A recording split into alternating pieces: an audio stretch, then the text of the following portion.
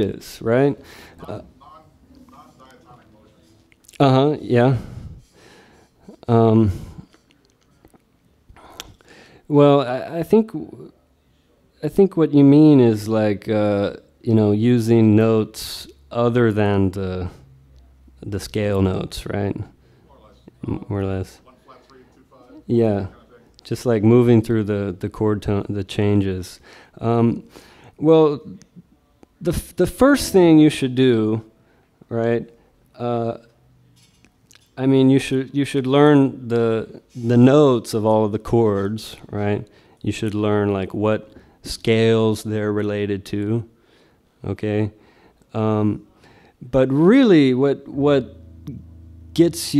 navigates you through a set of chord changes is a melody, right? So melodies, if we take songs out of the book and we deconstruct them and see what their structure is, you'll see that melodies have a harmonic structure, okay, right? They're always related in some way to the chord. Right, like the song "Stella by Starlight," that I was just playing. We can deconstruct that melody, right? So one of the first notes is the major 7 of the B flat major chord, right? Or it comes over this chord. Let's see, E and A. Yeah, so it's the 11th, yeah?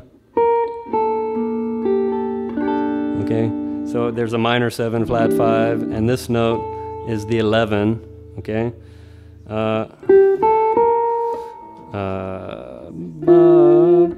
Let's see, B-ba.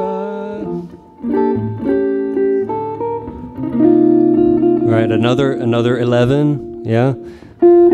The 9th of the next chord.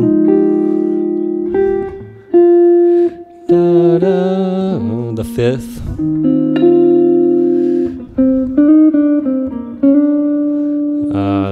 The major 7 again. The 3rd, I mean. The 11th again. Back to the 3rd. 5th. 9th. Right. So we go through these melodies one by one. Any melody you can take a look at. You'll find these harmonic structures, right? So one of the first things I would recommend that you practice is embellishing a melody, okay? So starting with the melody and memorizing that, learning that really well.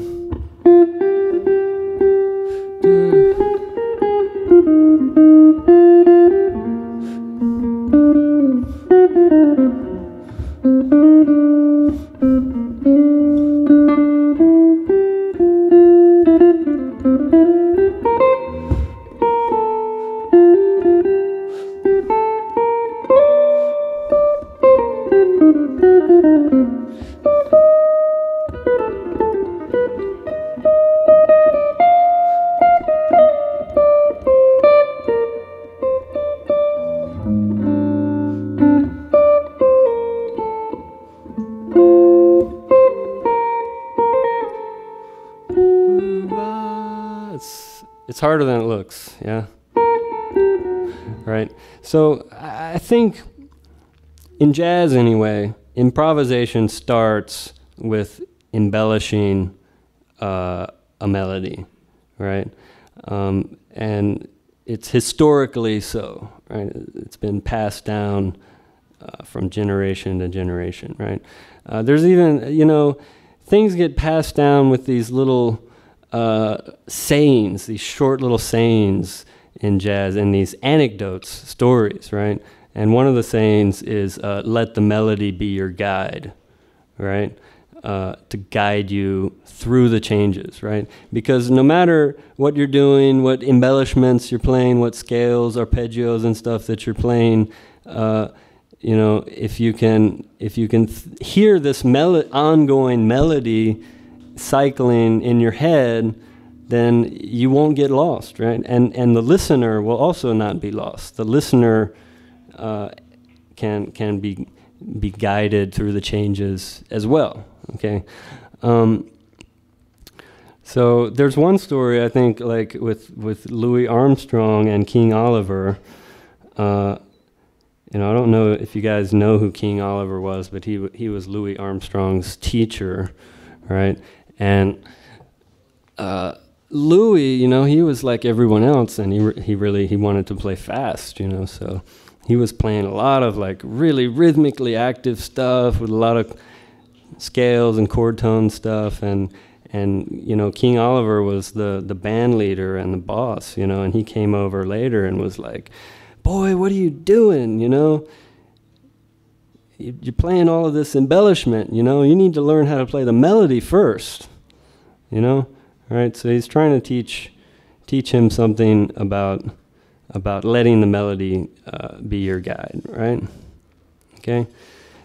So if you can start that way by embellish. Does everyone know what I mean by embellishment?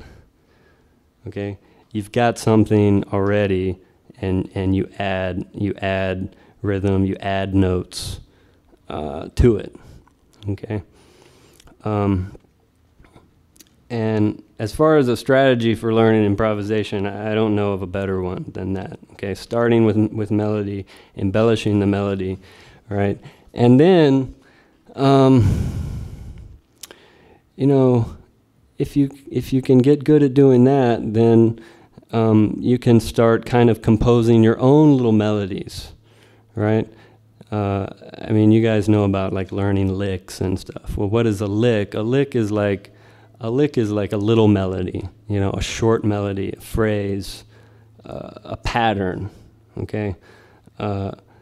So you can use these to kind of like construct a melody, right? And you, like I said, melodies have harmonic structure, so one of the best ways is by thinking about the guide tones, the thirds and sevenths, like I was first talking about, right? So if I do that, let's think about Stella by Starlight again. Okay, I'll think about thirds and sevenths this time. 1, 2, 3.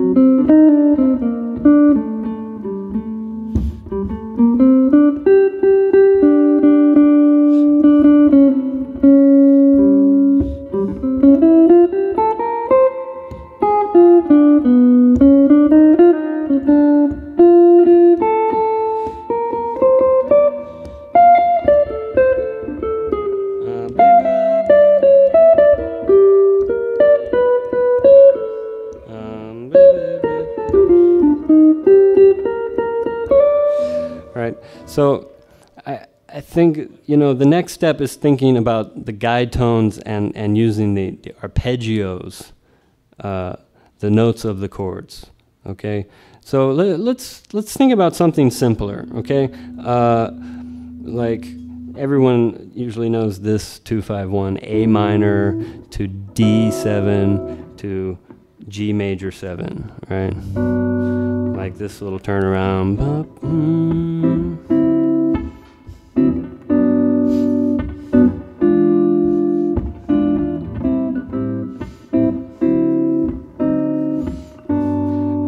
Well, I can build a simple melodic structure just by using the notes of the chord, right?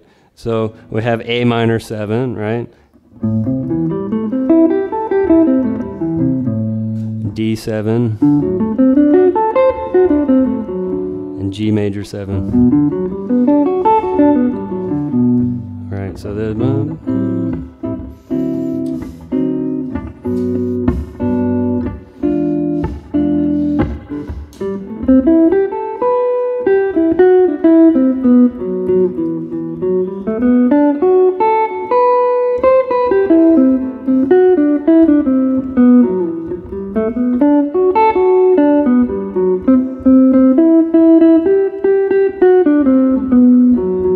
okay, and with that, I'm just using the notes of the arpeggio, the chord tones, okay?